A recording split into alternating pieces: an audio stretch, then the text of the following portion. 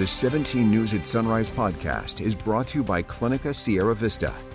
Welcome back to the 17 News at Sunrise podcast, where we share your news on your schedule.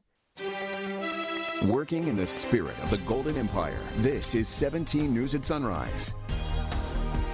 Good morning to you. Good to have you with us on this Monday morning. I'm Maddie Jansen along with Alex Fisher, and what a gorgeous weekend it was around Kern County. Yeah, my gosh, it was absolutely beautiful, especially in the morning and evening hours. It warmed up just a little bit, but nothing you should complain about. The big question, though, is it going to continue this week? Are we going to see those nice temperatures, or will we see a warm-up? And I see Kevin over there smirking as he talks about our forecast this morning. We are going to get a little bit of a warm-up, but yeah, it was a great weekend. I was outside a lot between baseball and just doing some stuff around the house, and the temperatures were great. We're sitting in with mild temperatures right now as well, with the 60s. Bakersfield under clear skies, 63 degrees right now, a light wind out of the east at 8 miles per hour. You can see hour by hour here today. We'll be in the lower 70s by 9 a.m., 76 at 11, and then mid-80s throughout the afternoon. Into the mountains, we've got clear skies right now.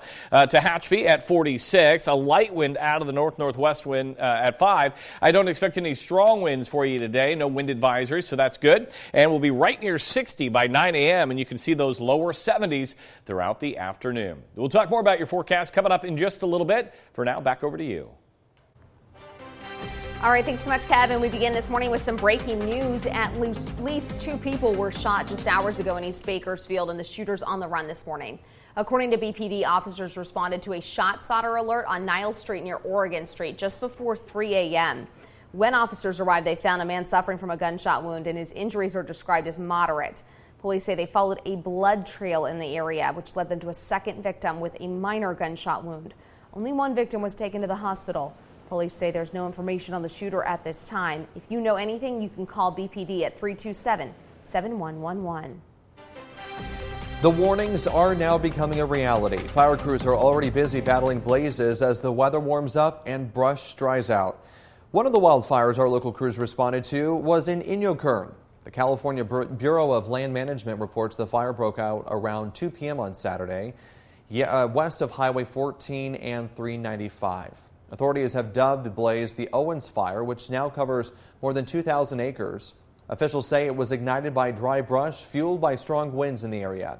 At last check, over 130 firefighters have been deployed to attack the blaze with engines on scene. It is 10% contained. And cameras caught the moment a wildfire broke out in Fairmont off of Highway 138 at about 9 o'clock last night. This is video from the Alert Wildfire System showing the so-called Delta Fire. If you live in Rosamond, you may have been able to see smoke from the blaze. The National Weather Service says this is a brush fire fueled by winds gusting as fast as 45 miles per hour. Los Angeles County Fire says it is about 100 acres. You're asked to avoid the area of Highway 138 and West Avenue D. Coronavirus continues to slowly spread in our community. Public Health announced 30 new cases yesterday. No new deaths reported, but our death toll did jump over the weekend to 1,354 lives lost. Meantime, our hospitals continue to see the lowest numbers in more than a year. Currently, state data shows that 24 people are being treated for the virus in local hospitals and 6 are in the ICU.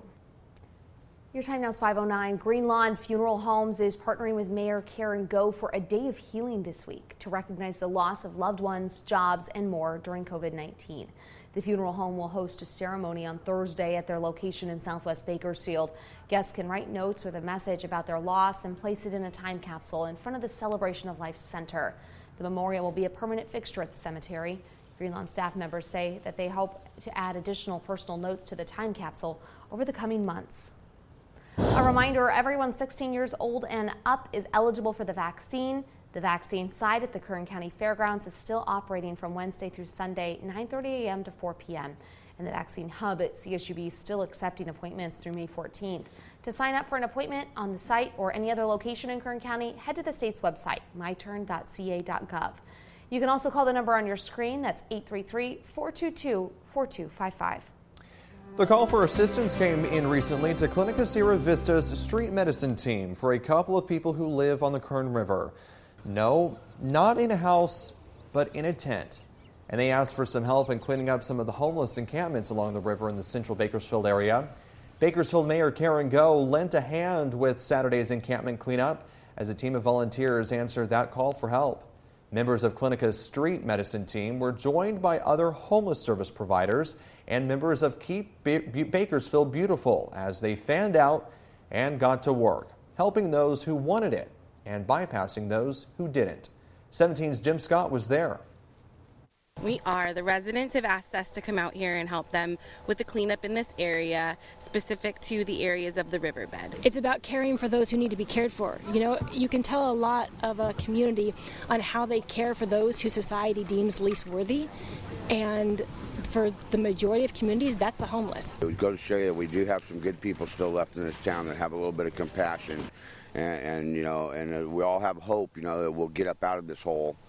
But it's not anything's going to happen overnight. It's a matter of jobs. Steve Schiavone and several other homeless residents who live here urged Mayor Go to find a way to install some industrial-grade trash receptacles along the stretch of the river, also known as the uplands of the Kern. Well, authorities in San Diego are still searching through the wreckage of a deadly boat crash. Clínica Sierra Vista is now offering rapid COVID-19 testing and COVID-19 vaccinations. Call 833-278-4584 to make your appointment. But don't delay. Clínica Sierra Vista, putting patients first. KGET Business Watch is brought to you by Grapevine MSP Technology Services, the Valley's leading IT service provider. Welcome back, and for all of us getting our pools ready for the sizzling summer season, there's a widespread chlorine shortage. Pool supply stores have imposed quantity restrictions on chlorine in some parts of the country. In other areas, prices for chlorine tablets have already doubled from last year. Experts say a pandemic swimming pool boom created higher demand for chlorine. Then a major chemical plant fire in Louisiana knocked some production offline. The shortage is reportedly widespread and expected to get worse. Mother's Day is this Sunday, and with many families still practicing social distancing, NBC's Dan Sheneman shows us some unique and fun ways to celebrate the mom in your life. Looking for ways to celebrate mom this year? Look no further. So even if we can't celebrate mom or our mom figure in our life in person this year, doesn't mean that we can't celebrate in a different way. Retail Me Not Sarah Skirball says 75% of people they surveyed said they plan on buying a gift for the mom in their life. Top 3 gift suggestions for Mother's Day: an orchid subscription, a book club membership, or a nice dinner that you pick up curbside. Want something a little out of the box? Consider the Love Box. The digital messenger connects to Wi-Fi to receive short messages, photos, or drawings sent through a free app. When the box receives the message, the heart on the front of the box spins like a pinwheel until the lid is lifted to reveal the message. For the mother who reignited a love of cooking in quarantine, Ole Avante, gourmet olive oil from Lebanon. It's made out of a unique varietal that grows specifically on the Eastern Mediterranean. Ole Avante's motto? Pour indulgently. To enhance that flavor, the flavor of the food that you're making. Now that mom's on the move again, you want to keep her safe. The UV8 LED wireless charger and sanitizer has 8 UVC LEDs that kill 99.9% of the germs and bacteria your phone may have picked up. Never fear, favorites like flowers, candy, and cards are Mother's Day staples, and those will never disappoint. Dan Sheneman, NBC News. All right, thanks so much, Kev. 5:33 is your time now. President Biden hitting the road this week to sell his plans to shore up the nation's infrastructure and help families recover from the pandemic. Both plans come with high price tags. Congressional Republicans are balking at the cost while signaling negotiations over the plans will ramp up this week. NBC's Chris Pallone has more from Washington. Alex, Maddie, good morning. The White House is calling this the Getting America Back on Track tour. President Biden this week visiting Virginia and Louisiana to drum up support for 2 massive spending bills. As President Joe Biden takes his American families and jobs plans directly to the American people, the White House is also working behind the scenes to drum up congressional support. We're going to work with Republicans. We're going to find common ground. For now, Republicans sounding eager to strike a deal. Frankly, if the White House is willing to work with us, this is a deal we can do. Infrastructure has always been bipartisan. But Republicans are balking at the price tags. $2.3 trillion for the White House infrastructure bill. The family's plan, $1.8 trillion. The White House says it will increase taxes on corporations and the wealthy to pay for it. No family earning under $400,000 will pay a penny more in taxes, and we've been assiduous in sticking to that pledge. Republicans say rolling back the Trump corporate tax cuts could kill economic growth. They will try to scale down the scope of both bills. Well, now what we have to wrestle with is, can we spend $6 to $6.5 trillion and raise taxes by $4 to $4.5 trillion and create a better America? My answer is no, because the American government can't be responsible for everything. President Biden walking a tightrope, trying to get 10 Republicans to vote for his plans while keeping progressive members of his party happy. Today, the president and first lady head to Yorktown in Norfolk, Virginia. They'll go to a couple of schools and a business. The White House says the trip is to highlight how these spending bills might help American families and American workers. In Washington, Chris Pallone, 17 News. In your 17 Crime Watch this morning, a man is behind bars charged with a deadly shooting in South Bakersfield Saturday night. The shooting happened just before 9:30 p.m. at a fast strip at East Pacheco Road and South Union Avenue. Officers say a man was shot several times and died. Police arrested 20-year-old Daniel Trejo Calistro and booked him in jail for homicide as well as weapons and drug charges.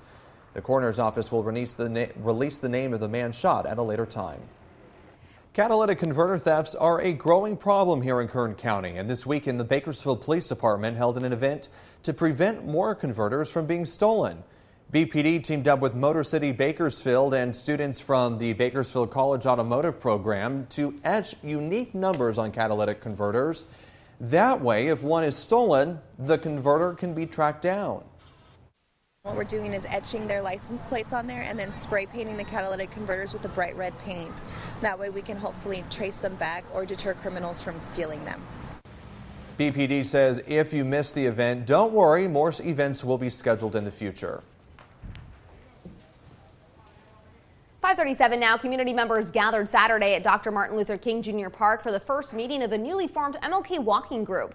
The group, created in part by First Ward City Councilman Eric Arias, is aimed at mobilizing people living in nearby neighborhoods to take back their park, which has been plagued by violent crime for too long.